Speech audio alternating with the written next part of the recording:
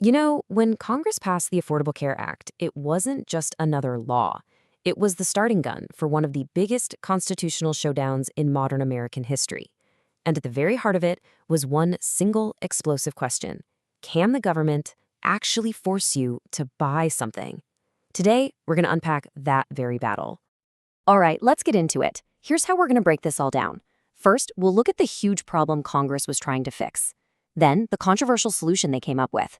We'll dive deep into the two powerful arguments that clashed at the Supreme Court, reveal the shocking final verdict, and then we'll explore what it all means for us today. So, before we can even talk about the law, we have to understand the problem. And this wasn't just some political squabble. It was a massive, nationwide economic dilemma, all wrapped up in something called the free rider effect. What does a huge economic dilemma look like in your wallet? Well, it looks like this number, $1,000. That was the average extra cost tacked onto a family's health insurance premium every single year, all because of the cost of treating people without insurance. And this gets right to the heart of the matter. See, those 50 million uninsured people, they weren't really outside the healthcare system, not at all. Because when they got seriously sick or injured and ended up in an emergency room, hospitals by law had to treat them. But those huge bills often went unpaid. Hospitals weren't just going to eat that loss. So they raised their prices on their paying customers, the insurance companies. And guess what? The insurance companies turned right around and passed those costs on to you in the form of higher premiums. So if you had insurance, you were already paying for everyone who didn't. Okay, so that's the problem. Congress comes up with a plan to fix it. And one key part of that plan was something called the individual mandate. And let me tell you, it immediately set off a constitutional firestorm that burned all the way to the Supreme Court. And the entire fight, the whole thing hinged on these few words right here from the Constitution, the Commerce Clause. Now, this was originally written to create a single, unified national economy. But the big question for the court was, what does the phrase "to regulate" actually give Congress the power to do? And really, it all came down to this one simple but incredibly profound question. Does the power to regulate a market also include the power to force people into that market? That was the challenge the 9 justices had to figure out. All right, so let's dig into the first side of the argument. This is the pro-mandate viewpoint, and it was championed in the courtroom by none other than Justice Ruth Bader Ginsburg. Justice Ginsburg's whole point was that healthcare is just different. It's unique. Think about it. You can choose to never buy a new car. You can choose to never buy broccoli. But you can't choose to never get sick. Sooner or later, every single one of us is going to be a consumer of healthcare. The only question is, how do we pay for it when our time comes? And this is why that was so critical. See, other parts of the law were super popular, like forcing insurance companies to cover people with pre-existing conditions. But that creates this huge problem called adverse selection. Basically, healthy people would just wait until they got sick to buy insurance. If only sick people are in the insurance pool, premiums go through the roof, and the whole market collapses. The mandate was designed to be the fix by forcing everyone, healthy and sick, into the same boat. But the other side, with Chief Justice John Roberts as its main voice, saw this completely differently.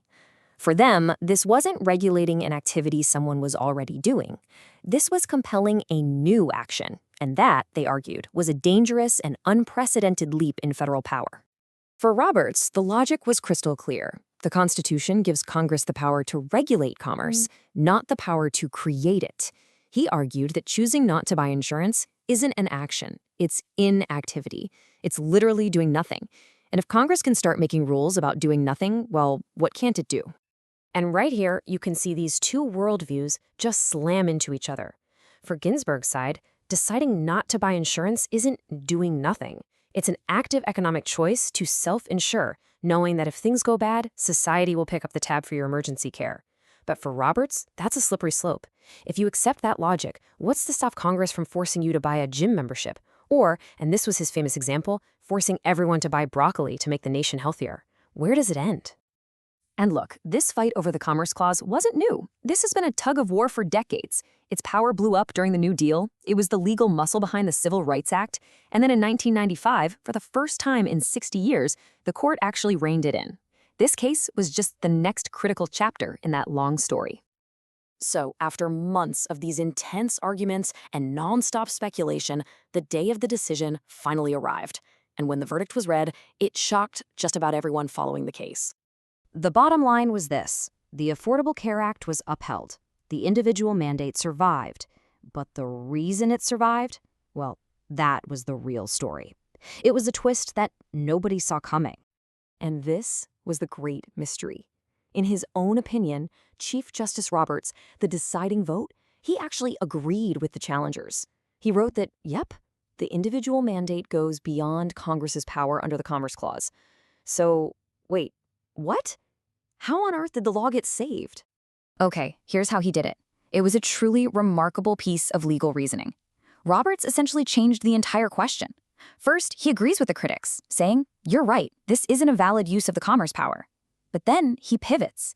He reframes the penalty for not having insurance. He says, if you look at it a certain way, it's not really a penalty, it's a tax. And here's the kicker. While Congress's commerce power has limits, its power to tax is incredibly broad. So just like that, the law was saved, but on grounds the government itself hadn't really been arguing. So, the biggest thing to take away from all this is that this one decision created two completely different, almost contradictory legacies that are still shaping American law and politics today. The result was this fascinating paradox. On the one hand, what the ruling did was save the Affordable Care Act. This massive reform was allowed to proceed. But on the other hand, what the ruling meant was that the government's power was actually narrowed for the future. By rejecting that Commerce Clause argument, Roberts set a new precedent that puts a leash on Congress's ability to regulate what people don't do. So in the end, this case did way more than just decide the fate of one law. It forced a national conversation about the fundamental relationship between us, the citizens, and our government. And it left us with a critical question we are still grappling with today. Where exactly is the line between regulating the national economy and regulating our individual lives?